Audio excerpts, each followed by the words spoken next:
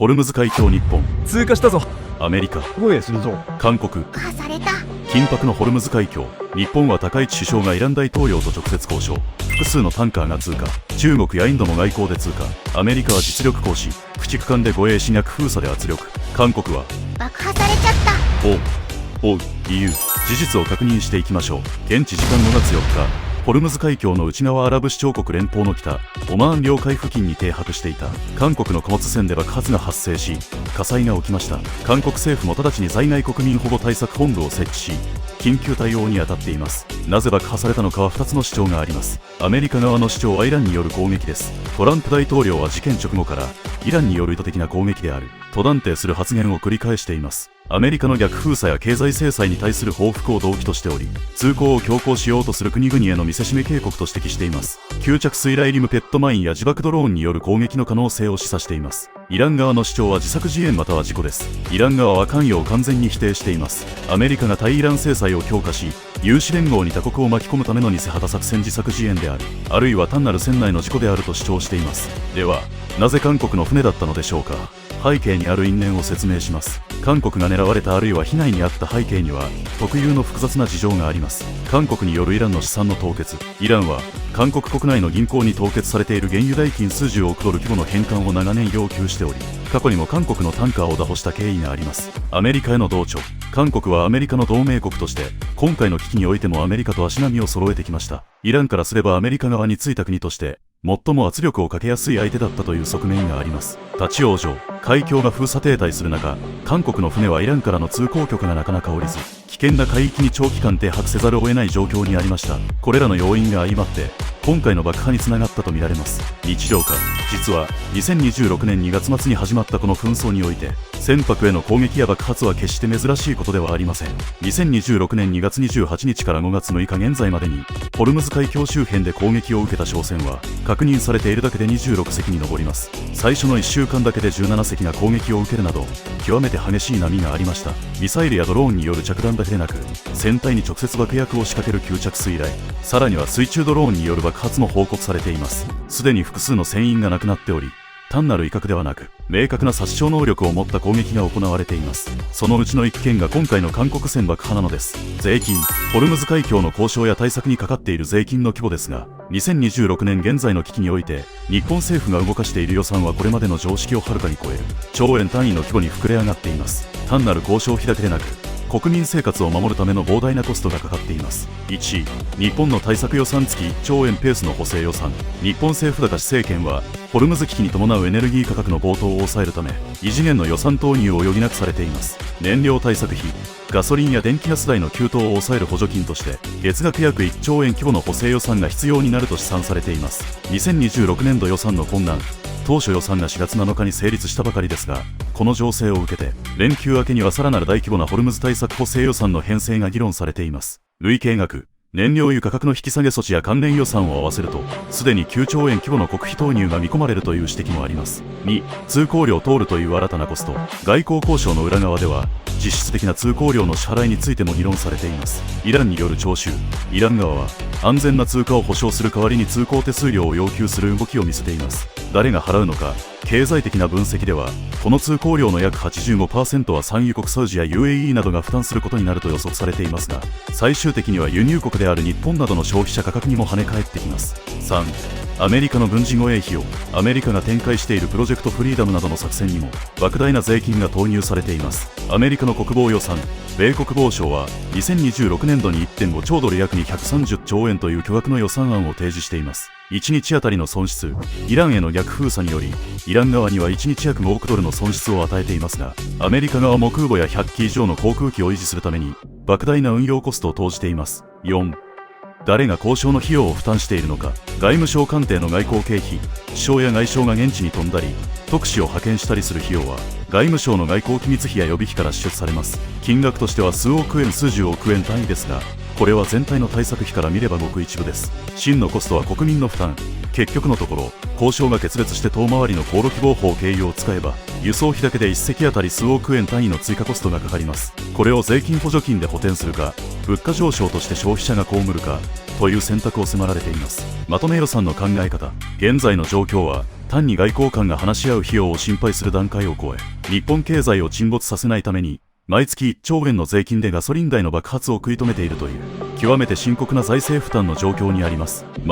しかし日本は他国に比べてまだましと言えるます。その理由は圧倒的な備蓄量と外交的な立ち回り、そして政府による徹底的な価格抑制の3点に集約されます。1、世界トップクラスの貯金備蓄がある。日本は過去のオイルショックの教訓から世界でも類を見ないレベルの石油備蓄を持っています。備蓄量2026年5月現在、日本には官民合わせて約211日分約7ヶ月8ヶ月分の石油備蓄があります。強み、もし今日から一滴も中東から油が来なくなったとしても、半年以上は国内の経済活動を維持できる計算です。多くの国が数週間1ヶ月分程度の在庫でパニックになる中、日本には時間稼ぎができる余裕があります。機動的な放出、すでに政府高市政権は、3月の30日分に続き5月1日からも追加で20日分の国家備蓄放出を開始しています。これにより市場の供給不安を直接的に抑え込んでいます。2、イランと話ができるという稀有な立場。欧米諸国あるいは今回の韓国がイランと断絶対立する中で、日本は独自の外交ルートを維持しています。攻撃対象からの除外、前述の通り日本関係の船舶はイラン側から許可を得て通行できているケースがあります。他国との差、韓国や欧州の船が立ち往生したり爆発の危機にさらされたりする中、日本は対話による安全確保という独自の生存戦略が機能しています。これは軍事力を持たない日本ならではのマシな状況です。3、税金による物価の暴破で他国ではガソリン代や電気代が市場価格のまま暴騰し、市民生活が破壊されているケースもありますが、日本は国費を投入してこれを強引に抑えています。補助金の継続、ガソリン価格を一定水準に抑えるための補助金激変緩和措置に月額1兆円規模の予算を投じています。生活への直撃を回避、ガソリン1リットル300円という試算も出ましたが、現在のところは政府の介入により他国に比べれば上昇幅がコントロールされています。4、代替ルートの確保能力。日本は技術力と資金力を生かし、海峡を通らないルートへの切り替えを迅速にいっています。フジャイラルートの活用、海峡の外側オマーン湾側からパイプライン経由で積み出す体制を整え、5月に日本へ向かうタンカーの多くがこの安全ルートを使用しています。多角化、アメリカや西アフリカからの輸入枠を即座に拡大できる経済的な信頼関係も日本の強みです。まとめると、油がなくなるという物理的な恐怖に対しては世界最強クラスの備蓄が盾になっており、価格の暴騰に対しては巨額の税金が盾になっています。もちろん税金補正予算の負担は将来に回りますが、今この瞬間の社会のパニックを回避できているという意味で、日本は世界で最も安定を保っている国の一つと言えます。地獄、世界がホルムズ危機の渦中にある2026年5月現在、日本がまだましと言われる一方で、まさに経済的な地獄に直面している国々があります。特に日本のような潤沢な備蓄や補助金による価格抑制ができない国々では、ガソリン価格が信じられないスピードで暴騰し、社会インフラが崩壊しつつあります。日本でもガソリン価格が値上がりしていますが、そんなレベルではないのです。1、韓国政治と経済がダブルで直撃。韓国は日本と同様にエネルギーの自給率が低いですが、日本ほどの備蓄余力がなく、さらにイランとの関係悪化爆発事件や資産凍結問題により、最も苦しい立場に置かれています。ガソリン価格1リットルあたり約3200ウォン約360円。2026年年初には1600ウォン程度でしたが、わずか数ヶ月で約2倍に跳ね上がりました。地獄の要因。日本のような月1兆円規模の補助金政策が財政的に難しく、市場価格がそのまま国民に転嫁されています。さらに5月4日の自国船爆発事件を受け、国内ではガソリンがなくなるというパニック化が起きています。2、ドイツ欧州の優等生が直面するエネルギー危機。ロシア産天然ガスの供給停止に加え、ホルムズ海峡の封鎖が追い打ちをかけています。ガソリン価格1リットルあたり 2.5 ユーロ超約415円。2026年3月の時点で2ユーロの大台を突破し、5月現在も上昇が止まっていません。地獄の要因。ドイツは環境政策の関係でガソリン税が非常に高く、原油価格の暴騰が税金と重なって家計を直撃しています。物流コストの爆発により、食品価格も数ヶ月で 30% 以上上昇するスタグフレーション状態です。3、アメリカトランプ政権下での価格爆発。トランプ大統領がイランに対して強硬姿勢逆封鎖を貫いている代償をアメリカ国民も支払っています。ガソリン価格1ガロンあたり約 6.5 ドル1リットル換算で約270円。アメリカは1ガロン5ドルを超えると政権が危うくなると言われますが、2026年1月からの上昇率は約6割に達しています。地獄の要因。自国で石油を掘れば解決するドリルベイビードリルと主張していますが、精製施設の稼働や供給網の再編には時間がかかり、足元の価格高騰を抑え込めていません。4、南アジア諸国パキスタンスリランカ等国家破綻の危機。最も地獄なのは外貨準備高が少ない国々です。ガソリン価格上昇率 300% を 100%。これらの国々では価格以前に外貨がなくて原油を買い付けられないという事態に陥っています。地獄の要因。1日10時間以上の停電が当たり前となり、ガソリンスタンドには数キロにわたる行列ができています。軍がガソリンスタンドを警備する事態になっており、経済活動はほぼ停止しています。日本がまだましと言えることがお分かりいただけるのではないでしょうか。勝ち組。この未曾有のエネルギー危機において圧倒的な勝ち組となっているのは、海峡を通らずに石油ガスを輸出できる国々と安価なロシア産を独占的に確保している国です。特に2026年5月現在、以下の3カ国は巨額の利益となボタ利益を手にしています。1、アメリカ世界最大のエネルギー輸出国としての暴利。トランプ政権が進めるドリルベイビードリル掘って掘って掘りまくれ政策により、アメリカは自国のエネルギー供給を確保した上で他国へ高値で売り抜けています。利益の数字。アメリカの石油ガス業界の純利益は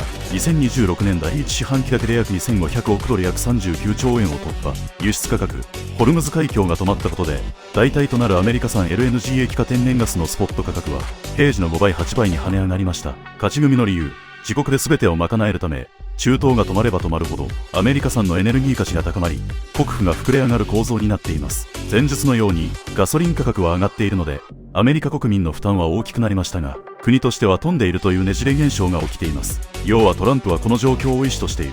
ということです。2、中国ロシア産格安エネルギーの独占。欧米がイランやロシアと対立し、ホルムズ海峡の封鎖で宿泊する中、中国は独り勝ちの状況を作っています。利益の数字。中国はロシアからパイプライン経由で市場価格より約 3040% 安い価格で原油を輸入し続けています。ガソリン価格。世界中で1リットル300円400円が当たり前になる中、中国国内のガソリン価格は1リットル約8年約170円程度に維持されており、日本と同等以上の安定を見せています。勝ち組の理由。ロシアやイランにとって中国は唯一の巨大なお客さんであるため、足元を見た交渉で極安のエネルギーを手に入れ、自国の製造業のコスト競争力を爆発的に高めています。3、サウジアラビア海峡を迂回できるインフラの勝利。中東諸国の中で唯一、サウジアラビアは海峡を通らない出口を最大限に活用しています。利益の数字。サウジの国営石油会社アラムコの2026年度純利益は過去最高の2000億ドル約31兆円を超えるペースで推移しています。迂回能力。サウジは海峡を通らずに公海側へ原油を送るパイプライン東西パイプラインを持っており、1日あたり約500万バレルを安全に積み出せます。勝ち組の理由。ライバルのイランやイラクの輸出が止まり、世界中で原油の奪い合いが起きる中、サウジだけが安全に届けられる原油を最高値で売ることができています。アメリカ LNG シェールオイルの輸出約39兆円業界全体。サウジアラビア迂回路による高値販売約31兆円アラムコ。中国ロシア産の安価な独占購入約15兆円輸入コスト削減分という構図です。まとめ。現在の世界はエネルギーを持っている国と安全な運送ルートを独占している国が日本のような買うしかない国から巨額の富を吸い上げている構図です。ついでにアメリカは自国民からも吸い上げるという鬼畜ぶりです。備蓄や外交ルートはあるし、韓国のように船を爆破されていないだけマシではありますが、日本がマシと言われるのはこの吸い上げられる代金を政府が兆円単位の税金で肩代わりして個人の財布への直撃を一時的に防いでいるからに他なりません。いかがでしたか。この情報が役に立ったらいいねとチャンネル登録をお願いいたします。